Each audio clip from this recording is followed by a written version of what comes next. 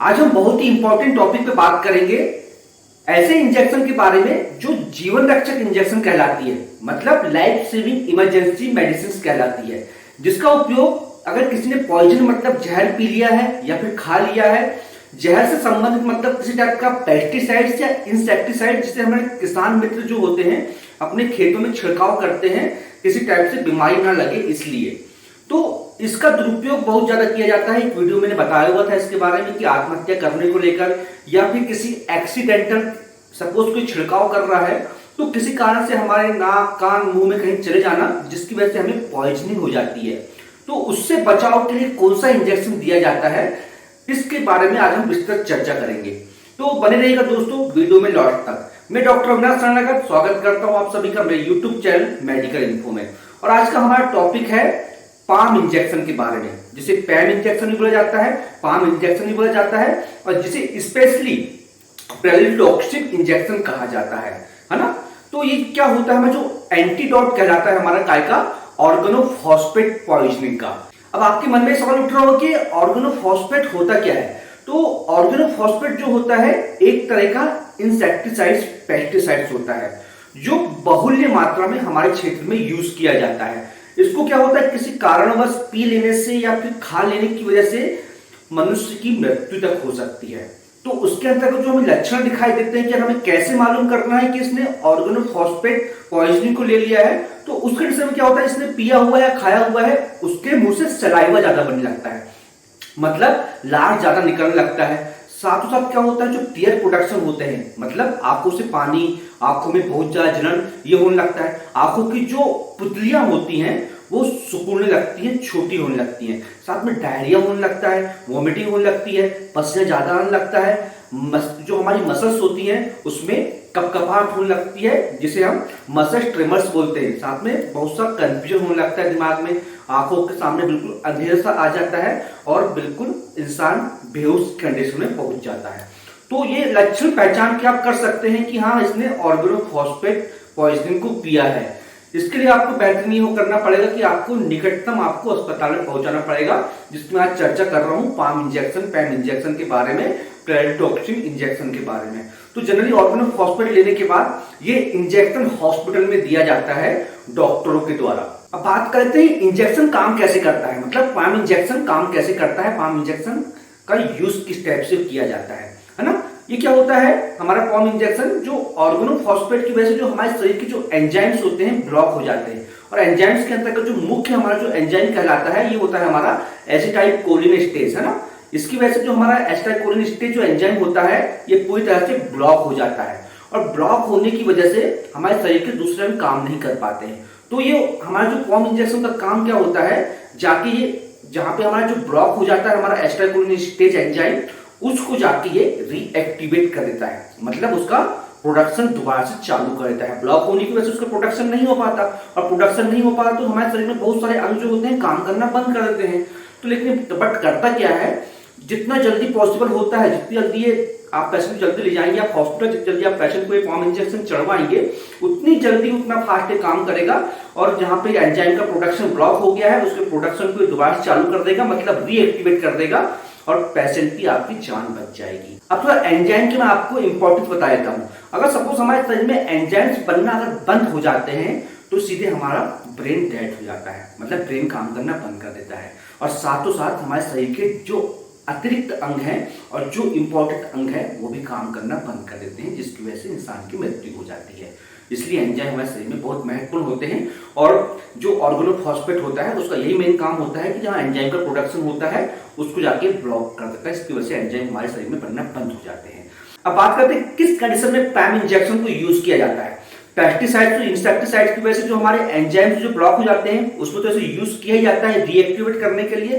साथ में जो रेस्पिरेटरी डिप्रेशन होता है उसमें भी इसे यूज किया जाता है, और साथ में अगर मसल्स वीकनेस है तो उससे भी उस कंडीशन में भी इसे यूज किया जाता है एज अ इमरजेंसी मेडिसिन। इस बात को बिल्कुल याद रखिएगा, इसको हर कोई यूज नहीं कर सकता है, हर कंडीशन में इसे यूज नहीं कर सकते हैं।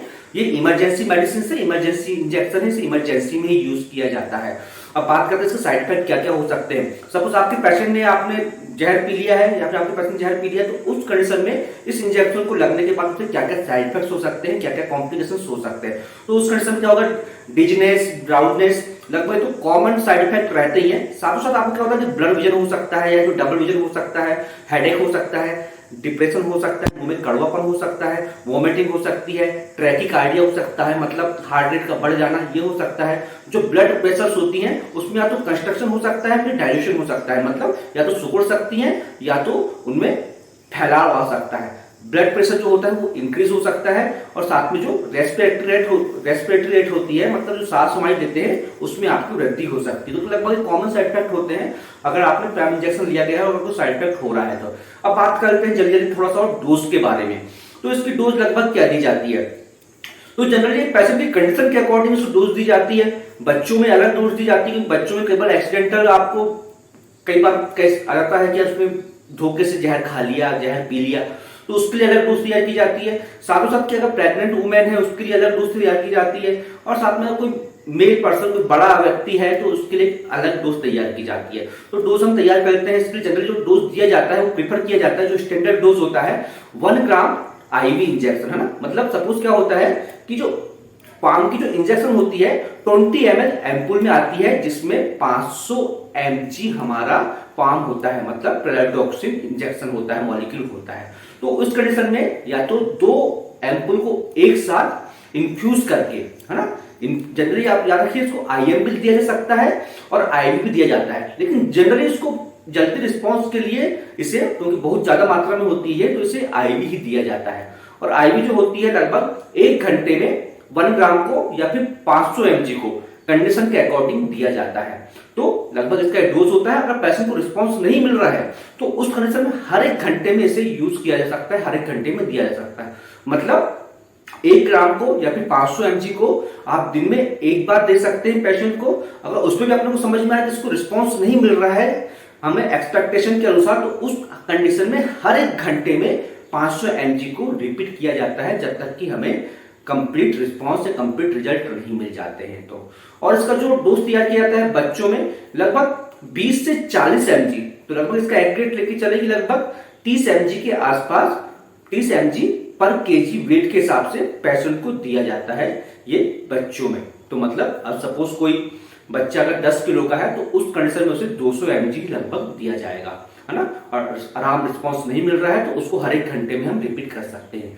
तो ये लगभग जनरली इसका डोज होता है तैयार करने के लिए, हाँ पेशेंट को अगर पॉइजनिंग के इफेक्ट्स के बाहर लाना है तो इस कंडीशन में हमें सावधानियां क्या क्या रखना है। मेन सावधानी जो हमें सिर्फ रखना है कि अगर कोई ऐसी फीमेल ऐसी कोई महिला है जो लैक्टेशन से है, मतलब अगर महिला अगर दूध पिला रही है अपने बच्चों को, उस कंडीशन में सावधानी के तौर पे इस इंजेक्शन को नहीं देना है। उसके लिए हमें दूसरा ऑप्शन चूज करना पड़ेगा इसको देने के लिए, तो जनरली इसमें नहीं देना है। और प्रेग्नेंट वुमेन्स में लगभग गर्भवती महिलाओं में इस इंजेक्शन को दिया जा सकता है, लेकिन आपके डॉक्टर की सलाह के अनुसार और हिस्ट्री मालूम करने के बाद। तो जनरली ये सावधानी रखी जाती है इसमें। अब थोड़ा सा और शॉर्ट में बात करते हैं इसके लगभग ब्रांड कौन कौन से उपलब्ध है मार्केट में। तो इसके लगभग बहुत सारे ब्रांड उपलब्ध है मार्केट में। तो जनरली आप मेडिकल स्टोर में जाएंगे अभी डॉक्टर आपको लिख के देगा तो पॉम इंजेक्शन के नाम से आपको जनरली ये मिल ही जाएगा। लेकिन इसके अलावा जो ब्रांड्स होते हैं हमारे पॉम इंजेक्शन, नियोपॉम, यूनिपॉम, टॉक्सीपॉम, जेटपॉम, लगभग ये मार्केट में इजीली अवेलेबल है। उसकी कीमत लगभग 80 रुपए से लेकर 140-150 रुपए तक मार्केट में उपलब्ध है। तो एक लाइफ सेविंग मेडिसिन है। इसका यूज करने के बाद लगभग आपका पेशेंट, अगर आपने सही टाइम पे अगर पेशेंट को आपने हॉस्पिटल ले जा लिए हो तो श्योर है, पक्का है कि पेशेंट आपका बच ही जाएगा, अगर पॉम इंजेक्शन उसे समय पे यूज मिल गई है तो। और साथ में अगर ऑर्गेनो फॉस्फेट टाइप का किसी टाइप का अगर पेस्टिसाइड या इंसेक्टिसाइड्स लिया है तो आई होप दोस्तों कि आपको समझ में आ गया हो। कंप्लीट जानकारी मैंने देने की कोशिश किया है आसान भाषा में पाम इंजेक्शन के बारे में, जो एक टाइप का एंटीडोट है पॉइजन का। तो आप लोगों को अगर समझ में आ गया है बिल्कुल, तो प्लीज मुझे कमेंट्स बॉक्स में जरूर बताइए। और लोगों की जागरूकता के लिए, लोगों को इससे राहत मिल सके और लोगों को जान बच सके, इसलिए वीडियो को ज्यादा से ज्यादा शेयर कीजिए। कोई कंफ्यूजन हो, दोबारा से बोल रहा हूं तो कमेंट्स बॉक्स में जरूर बोलिएगा। और मेरा वीडियो अच्छा लगा होगा तो लाइक जरूर कीजिएगा, और चैनल को सब्सक्राइब नहीं किया सब्सक्राइब जरूर कर लीजिए दोस्तों, और बेल आइकन को दबा लीजिए।